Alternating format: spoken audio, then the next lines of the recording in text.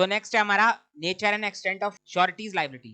तो श्योरिटी की लायबिलिटी का नेचर क्या होता है और किस एक्सटेंट तक श्योरिटी की लायबिलिटी होती है, तो उसी को हमें यहाँ पर देखना है। The liability of a surety is coextensive with that of principal debtor. तो सेक्शन 128 ने क्या बोला हुआ है कि श्योरिटी की लायबिलिटी जो है वो को एक्सटेंसिव होती है with that of principal debtor. अब इसका क्या मतलब है, तो यहाँ पर देखो, the term coextensive with that of principal debtor means that the surety is liable for what the principal debtor is liable. तो श्योरिटी जो है उन्हीं सब चीजों के लिए लायबल होगा जिसके लिए प्रिंसिपल डेटर लायबल होता है। तो यही होता है हमारा coextensive with that of principal debtor का मीनिंग। को एक्सटेंसिव का मतलब है कि श्योरिटी की लायबिलिटी जो है प्रिंसिपल डेटर की लायबिलिटी के साथ साथ चलती रहेगी। जितनी लायबिलिटी प्रिंसिपल डेटर की होगी उतनी ही लायबिलिटी श्योरिटी की भी होगी। Surety is liable for all the debts payable by the principal debtor to the creditor. Principal debtor जो है क्रेडिटर को जितनी लायबिलिटी पे करने के लिए लायबल होगा उतनी ही लायबिलिटी श्योरिटी की भी होगी, फिर चाहे वो इंटरेस्ट हो, चाहे डैमेजेस हो, चाहे कॉस्ट हो। जितनी लायबिलिटी प्रिंसिपल डेटर के ऊपर है उतनी लायबिलिटी श्योरिटी के ऊपर भी होती है। However, the liability of surety may be less than that of principal debtor by an express contract to that effect. हाँ, लेकिन एक चीज हो सकती है कि अगर श्योरिटी कॉन्ट्रैक्ट ऑफ गारंटी बनाते समय ही कॉन्ट्रैक्ट के अंदर एक्सप्रेसली लिख दे, कॉन्ट्रैक्ट के अंदर लिख दिया जाए कि श्योरिटी की लायबिलिटी कम है as compare to principal debtor.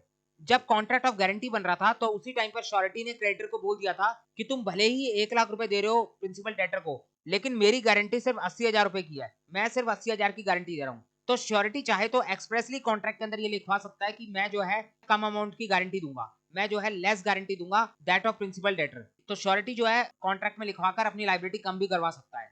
इसका एग्जांपल देखो, P takes a loan of ₹80,000 from C। तो P यहाँ पर हमारा प्रिंसिपल डेटर है जिसने लोन लिया है C से। C कौन है, क्रेडिटर। कितने का लोन लिया है, 80,000 का। S guarantees the debt up to 50,000। तो एस जो कि हमारा श्योरिटी है उसने कॉन्ट्रैक्ट ऑफ गारंटी बनते टाइम पर ही अपने लायबिलिटी को कम कर दिया। प्रिंसिपल डेटर के ऊपर 80,000 की लायबिलिटी है लेकिन श्योरिटी ने गारंटी दी है सिर्फ 50,000 तक की। तो यहाँ पर श्योरिटी ने कॉन्ट्रैक्ट के अंदर एक्सप्रेसली लिखवाकर अपनी लायबिलिटी कम करवा दी। P pace only ₹20,000। अब यहाँ पर पी ने जो है 80,000 रुपए लिए थे सी से, लेकिन सिर्फ 20,000 रुपए वापस करे। अब कितने बच गए, 60,000 अभी भी बच गए। तो अब मुझे ये बताओ कि यहाँ पर एस जो हमारा श्योरिटी है उसकी लायबिलिटी कितनी रह गई। तो यहाँ पर बोला कि जो लायबिलिटी है श्योरिटी की वो अभी भी 50,000 ही बची हुई है। एक बात का ध्यान रखना कि हम जब भी श्योरिटी की लायबिलिटी निकालते हैं तो श्योरिटी की लायबिलिटी को हम प्रिंसिपल डेटर के डिफॉल्ट अमाउंट से चेक करते हैं। कभी भी ये नहीं देखा जाता कि प्रिंसिपल डेटर ने कितना पैसा पे कर दिया, हमेशा ये देखा जाता है कि प्रिंसिपल डेटर ने कितना डिफॉल्ट कर दिया। जितना डिफॉल्ट प्रिंसिपल डेटर करेगा उतनी ही लायबिलिटी श्योरिटी के ऊपर अराइज होगी। यहाँ पर प्रिंसिपल डेटर ने 60,000 का डिफॉल्ट करा है, हमें ये देखना है, ना कि हम ये देखेंगे कि प्रिंसिपल डेटर ने 20,000 रुपए पे कर दिए। तो यहाँ पर डिफॉल्ट करा गया 60,000 का और श्योरिटी ने गारंटी दी थी 50,000 की। तो यहाँ पर श्योरिटी की लायबिलिटी अभी भी 50,000 की बची हुई है। The quantum of surety liability is determined taking into account the default amount. तो समझ में आ गया। तो सेकंड पॉइंट है the liability of surety is secondary. ये तो हमें पता ही है कि श्योरिटी की लायबिलिटी सेकेंडरी होती है, प्राइमरी लायबिलिटी तो प्रिंसिपल डेटर की होती है। He become liable to the creditor only on the default by principal debtor. तो श्योरिटी जो है सिर्फ तभी लायबल होगा जब प्रिंसिपल डेटर डिफॉल्ट करेगा। तो सबसे पहले प्रिंसिपल डेटर डिफॉल्ट करेगा, उसके बाद ही श्योरिटी की लायबिलिटी अराइज होगी। तो समझ में आ गया। नेक्स्ट है in case of default by principal debtor. Primary liability थी प्रिंसिपल डेटर की, तो सबसे पहले पेमेंट करने की रिस्पॉन्सिबिलिटी प्रिंसिपल डेटर की थी, लेकिन अगर प्रिंसिपल डेटर ने पेमेंट नहीं करी, वो डिफॉल्ट कर गया, तो श्योरिटी की लायबिलिटी अराइज हो गई। तो अब यहाँ पर जो है the creditor is not required to first you to principal debtor और first give a notice to the principal debtor. तो यहाँ पर क्या बोला हुआ है कि जैसे ही प्रिंसिपल डेटर डिफॉल्ट करेगा वैसे ही जो है क्रेडिटर के पास ये राइट आ जाएगा। अब उसको पहले प्रिंसिपल डेटर को सू करने की जरूरत नहीं है या फिर पहले प्रिंसिपल डेटर को रिकवरी का नोटिस भेजने की जरूरत नहीं है। उसकी मर्जी, वो चाहे तो पहले सीधा श्योरिटी के पास चले जाए और श्योरिटी के ऊपर केस फाइल कर दे। तो लेट सपोज हमारे पास 3 पार्टीज है, ए बी और सी। ए जो है हमारा श्योरिटी है, बी जो है हमारा क्रेडिटर है और सी जो है हमारा प्रिंसिपल डेटर है। क्रेडिटर ने प्रिंसिपल डेटर को लोन दिया, बी ने जो है सी को 1 लाख का लोन दिया, लेकिन जब रीपेमेंट की बात आई तो सी ने डिफॉल्ट कर दिया।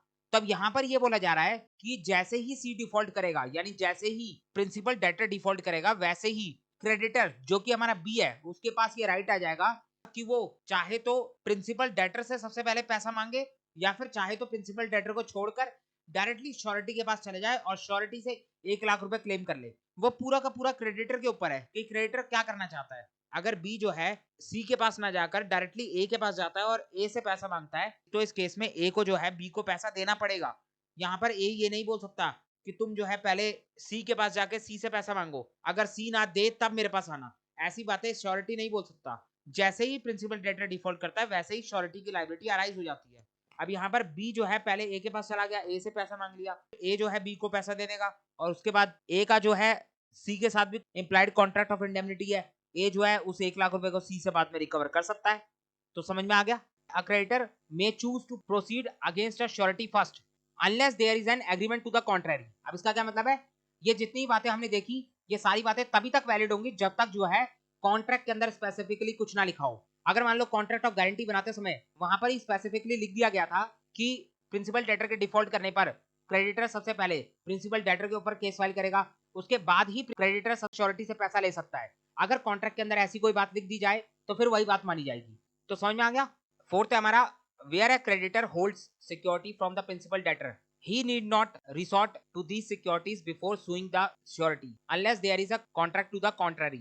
तो यहाँ पर क्या बोला है कि अगर मान लो प्रिंसिपल डेटर ने लोन लेते समय क्रेडिटर के पास कुछ सिक्योरिटी जमा करवाई थी, हो सकता है ना प्रिंसिपल डेटर ने जो है क्रेडिटर से पैसा लेते समय पर उसके पास कुछ गोल्ड जमा करवाया हो या कोई प्रॉपर्टी के पेपर जमा करवाए हो सिक्योरिटी के तौर पे। तो यहाँ पर ये बोला हुआ है कि अगर क्रेडिटर के पास कोई सिक्योरिटी है प्रिंसिपल डेटर की, तो उस केस में भी क्रेडिटर के पास ये राइट है कि उसको जरूरत नहीं है कि वो पहले सिक्योरिटी को मार्केट में जाकर बेचे। मान लो अगर प्रिंसिपल डेटर ने डिफॉल्ट कर दिया तो क्रेडिटर को तो अपना पैसा चाहिए, उसके पास क्या क्या ऑप्शन अवेलेबल है, वो चाहे तो सबसे पहले प्रिंसिपल डेटर की सिक्योरिटी को बेच दे, चाहे तो प्रिंसिपल डेटर को नोटिस जारी कर दे, प्रिंसिपल डेटर के ऊपर केस फाइल कर दे, या फिर चाहे तो डायरेक्टली श्योरिटी के ऊपर केस फाइल कर सकता है। तो क्रेडिटर के पास तो 3 ऑप्शन अवेलेबल है। तो यहाँ पर यह बोला हुआ है कि अगर मान लो क्रेडिटर के पास सिक्योरिटी पड़ी हुई है प्रिंसिपल डेटर की, तो इस केस में क्रेडिटर को ये जरूरत नहीं है कि क्रेडिटर जो है सबसे पहले वो प्रिंसिपल डेटर की सिक्योरिटीज को मार्केट में बेचे, उससे पैसा रिकवर करने की कोशिश करे, ऐसा जरूरी नहीं है। क्रेडिटर के पास ये ऑप्शन हमेशा अवेलेबल रहेगा कि वो चाहे तो प्रिंसिपल डेटर की सिक्योरिटीज को छोड़कर प्रिंसिपल डेटर को छोड़कर डायरेक्टली श्योरिटी के ऊपर केस फाइल कर सकता है। He need not resort to these securities before suing the surety. तो क्रेडिटर जो है सीधा श्योरिटी के ऊपर भी केस कर सकता है, या फिर चाहे तो प्रिंसिपल डेटर की सिक्योरिटीज को बेच भी सकता है। तो जो मर्जी होगी वो क्रेडिटर की होगी, क्रेडिटर अपनी मर्जी से कुछ भी कर सकता है। लेकिन ये बातें भी तब तक होंगी जब तक जो है कॉन्ट्रैक्ट के अंदर कुछ कॉन्ट्ररी ना लिखा हो, यानी अगर कॉन्ट्रैक्ट के अंदर कॉन्ट्रैक्ट ऑफ गारंटी बनाते समय ही लिख दिया गया था कि क्रेडिटर जो है किस सीक्वेंस में एक्शन लेगा, तो फिर उसी सीक्वेंस को फॉलो करना पड़ेगा। तो समझ में आ गया। नेक्स्ट है, any guarantee which has been obtained by creditor misrepresenting a material part of the transaction or by keeping silence as to material circumstances is not valid and therefore the surety will not be liable in such cases। तो ये तो है हमारा section 142 और 143 जो हमने इससे पहले देखा हुआ है। इससे पहले हम पढ़ रहे थे essential element of a contract of guarantee, वहां पर हमने सेक्शन 142 और 143 को डिटेल में समझा था। तो यहाँ पर वही बात बोली गई है कि अगर मान लो कोई गारंटी ऑब्टेन करी जा रही है बाय मिस रिप्रेजेंटेशन, या फिर क्रेडिटर जो है साइलेंट है, किसी बात को छुपा रहा है, सच को छुपाकर क्रेडिटर ने कोई गारंटी ऑब्टेन करी है, तो उस केस में हमारी ये गारंटी का कॉन्ट्रैक्ट वैलिड नहीं माना जाएगा। और अगर गारंटी का कॉन्ट्रैक्ट वैलिड नहीं है तो फिर यहाँ पर श्योरिटी भी लायबल नहीं होगा, surety will not be liable.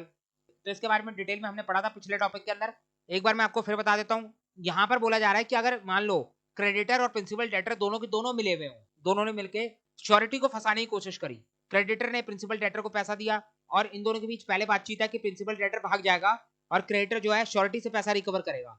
तो अगर मान लो ऐसा हो रखा है कि दोनों ने जो है फ्रॉड करने की कोशिश करी है श्योरिटी के साथ, और बाद में अगर ये बात श्योरिटी को पता चलती है, तो इस केस में फिर ये कॉन्ट्रैक्ट ऑफ गारंटी वैलिड नहीं होगा। यही बात यहाँ पर बोली हुई है, therefore the surety is not be liable. बाकी सेक्शन 142 और 143 को आप डिटेल में देख लेना एसेंशियल एलिमेंट वाले टॉपिक के अंदर। नेक्स्ट है हमारा, if the original agreement between principal debtor and creditor is void. तो ओरिजिनल एग्रीमेंट किसके बीच होता है, हमने देखा था प्रिंसिपल डेटर और क्रेडिटर के बीच हमारा ओरिजिनल एग्रीमेंट होता है, यानी जो हमारा पहला एग्रीमेंट होता है वो तो इन्हीं के बीच होता है, कॉन्ट्रैक्ट ऑफ लोन का। गारंटी का कॉन्ट्रैक्ट तो हमारा सपोर्टिंग एग्रीमेंट होता है, वो तो हमारा कोलेटरल एग्रीमेंट है, यानी सेकंड नंबर का एग्रीमेंट है। तो यहाँ पर बोला है कि अगर प्रिंसिपल डेटर और क्रेडिटर के बीच कोई एग्रीमेंट वॉइड है, तो उस केस में उस चीज के बावजूद ऐसा जरूरी नहीं है कि श्योरिटी अपनी लायबिलिटी से डिस्चार्ज हो जाए। हो सकता है प्रिंसिपल डेटर और क्रेडिटर के बीच का कॉन्ट्रैक्ट वॉइड होने के बावजूद श्योरिटी अभी भी लायबल हो। ऐसा सभी केसेस के अंदर नहीं होता, लेकिन कहीं कहीं पर कुछ केसेस ऐसे हो जाते हैं कि जहां पर प्रिंसिपल डेटर की लायबिलिटी नहीं होती लेकिन फिर भी श्योरिटी की लायबिलिटी होती है, तो ये एक एक्सेप्शन केसेस के अंदर आ जाता है। अब यहाँ पर जो है अगर प्रिंसिपल डेटर की लायबिलिटी नहीं है तो हम बोल सकते हैं कि श्योरिटी की लायबिलिटी अपने आप ही प्राइमरी हो गई। श्योरिटी यहाँ पर लायबल होगा not as surety but only as principal debtor. अगर हम इसका एग्जाम्पल देखें तो यहाँ पर आप देख सकते हो, पी अ माइनर, पी कौन है हमारा प्रिंसिपल डेटर, वो एक माइनर है और उसने लोन लिया है 50,000 का फ्रॉम अ बैंक। तो बैंक हमारा क्रेडिटर हो गया, उसने प्रिंसिपल डेटर जो कि एक माइनर है उसको 50,000 का लोन दिया। तो अब एक बात हमें पता है कि कभी भी इनकम्पिटेंट पर्सन के साथ कॉन्ट्रैक्ट नहीं करा जा सकता।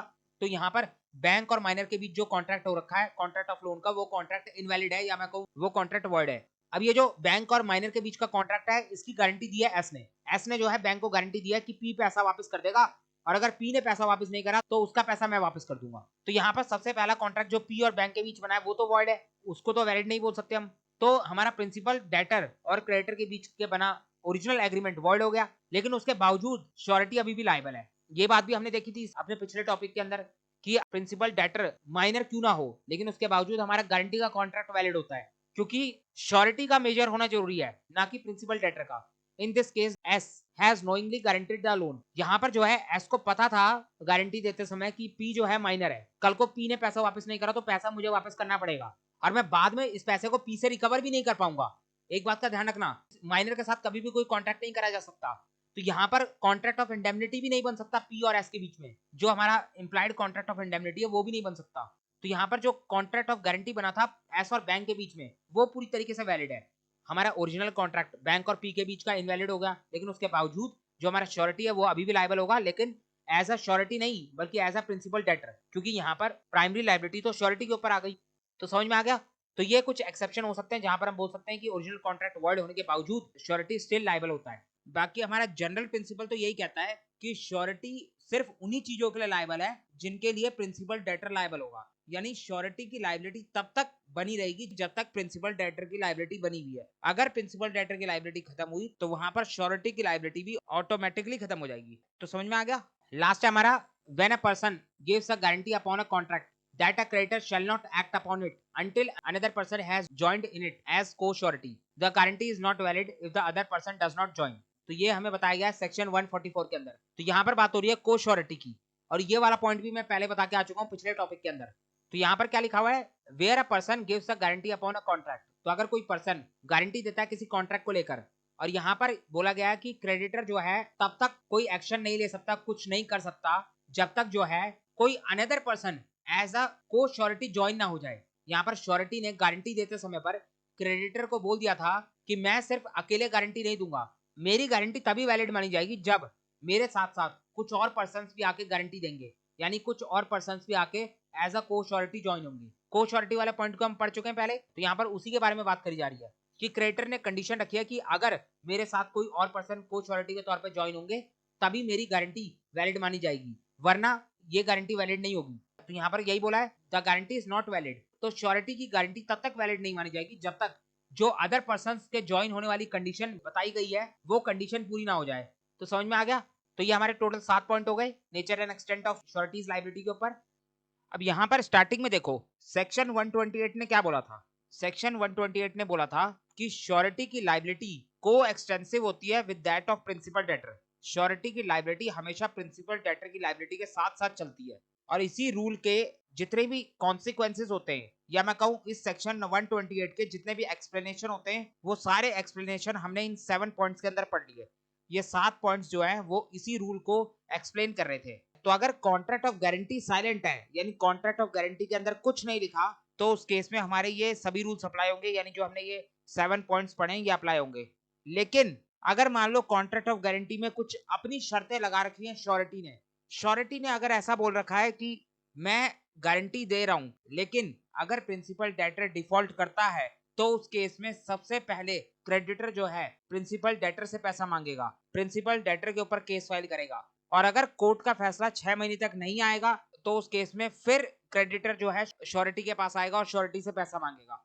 या फिर ये कंडीशन भी हो सकती है कि श्योरिटी ये बोले कि अगर प्रिंसिपल डेटर ने डिफॉल्ट करा तो उस केस में मैं प्रिंसिपल डेटर के बदले पैसा तो पे कर दूंगा, लेकिन 4 इंस्टॉलमेंट में पे करूंगा या 6 इंस्टॉलमेंट में पे करूंगा। इस तरीके की कोई भी कंडीशन जो है श्योरिटी कॉन्ट्रैक्ट ऑफ गारंटी के अंदर लगा सकता है। या फिर ऐसा भी हो सकता है, अभी हमने देखा था कि श्योरिटी जो है अपनी लायबिलिटी को कम कर सकता है कॉन्ट्रैक्ट में स्पेसिफिकली लिखवा कर। तो कुछ भी हो सकता है, श्योरिटी कोई भी कंडीशन लगा सकता है।